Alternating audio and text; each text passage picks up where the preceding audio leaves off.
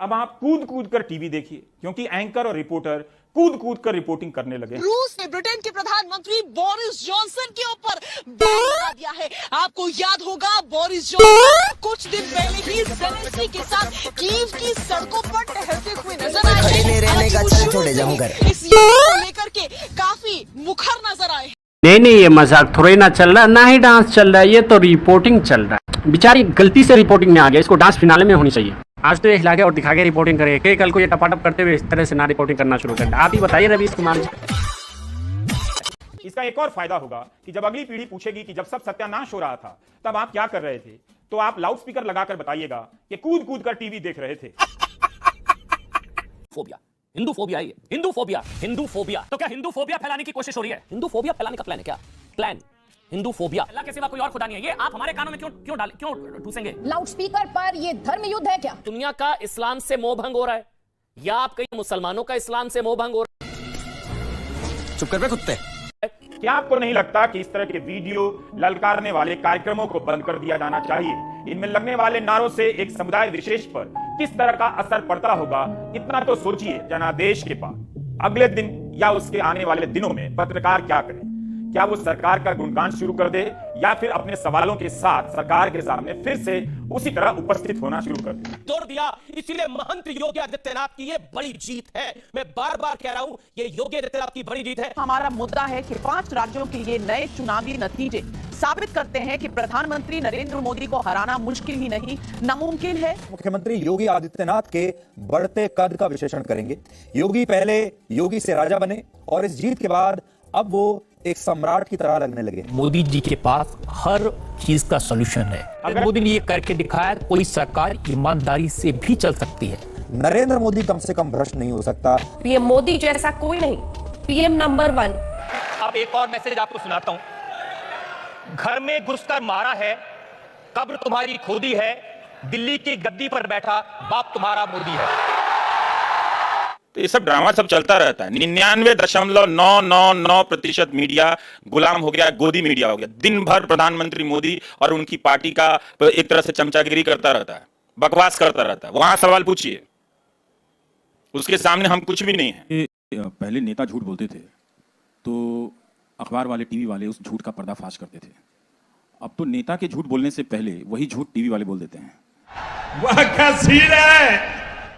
और जब आप झूठ बोलते हैं, जब आप वायलेंस फैलाते हैं और अपनी भाषा में हिंसा का, एक्सक्लूजन का, दूसरे समुदायों को अलग करने का, असहमति रखने वालों को लिबरल, टुकड़े टुकड़े गैंग बताने का, देशद्रोही बताने का, इन सब मुहावरों का इस्तेमाल करते हैं, तो आप क्या कर रहे होते हैं? आप धीरे धीरे नागरिक को उसके नागरिक बोध और नागरिक अधिकार से बेदखल कर रहे होते हैं। उसे आप स्टेटलेस बना रहे होते हैं।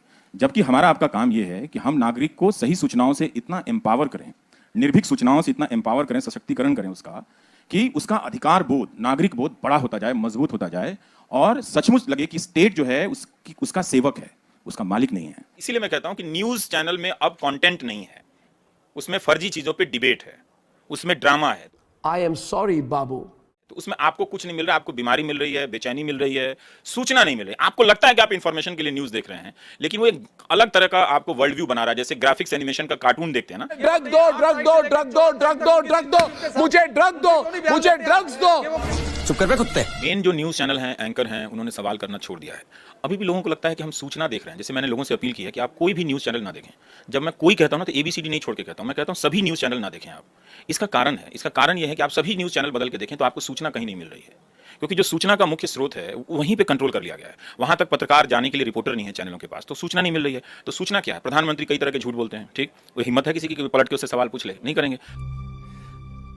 अब्बा नहीं मानेंगे। तेल कंपनियों को तेल निकालने की एक नई जगह मिली, आपकी जेब से तेल निकल सकता है, इसे आजमाने में हर्ज क्या। निकालने का खेल चल रहा है। तेल कंपनियों को पता चल गया है कि जेब के भीतर धागों के रेशे में भी कुछ धन बचा हो सकता है और उसे हर हाल में निकाल लाना। सिलेंडर 225 रुपए महंगा हो, अब इसमें कम भी होगा तो कितना कम होगा? क्या सिलेंडर की कीमत कभी 1 दिसंबर की कीमत पर लौट सकेगी? इसलिए आप देखेंगे कि 25 रुपए की कमी को मीडिया कितनी बड़ी हेडलाइन बनाएगा कि सिलेंडर हुआ सस्ता, लोगों ने ली राहत की। दोस्तों, मैं अगले 2 मिनट पे ऐसे सवाल पूछूंगा कि देखिए जय श्री राम के नारे पर सवाल किसने उठाया? जय श्री राम के नारे को सुनकर, जय श्री राम का नारा सुनकर, अरे भाई जय श्री राम के नारे से कोई तंग हो? हाँ, ये संभव नहीं है। जय श्री राम के नारे पर, जय श्री राम के नारे पर आपत्ति किसने जताई? जय श्री राम के नारे पर, यानी कि आपने सबको कहा कि जय श्री राम के नारे के साथ आपको कोई प्रॉब्लम है? जय श्री राम का नारा धार्मिक नहीं है।